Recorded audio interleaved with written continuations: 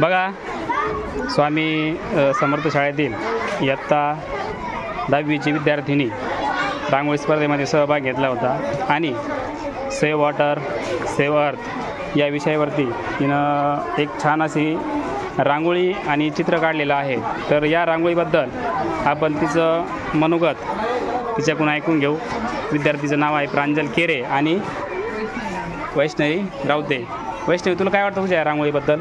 या रांगोळीतून असा संदेश मिळतो की आपण वृक्षतोड थांबवली पाहिजे, आपण पाण्याचा अपव्यय न करता पाणी वाचवले पाहिजे. ज्या वेळेला आपण वृक्षतोड करतो, झाडाला पुरेसे पाणी मिळत नाही, त्यावेळेला झाडाची अशी दशा होते, त्यामुळे आपल्याला ऑक्सिजन मिळत नाही. आणि ज्या वेळेला आपण पाण्याचा वापर कमी प्रमाणात करतो व झाडांना पुरेसे पाणी पुरवतो, त्यावेळेला अशा प्रकारे झाड होते, या झाडापासून आपल्याला ऑक्सिजन मिळते. हा संदेश आम्ही सेव्ह अर्थ आणि सेव्ह वॉटर या रांगोळीतून मांडलेला.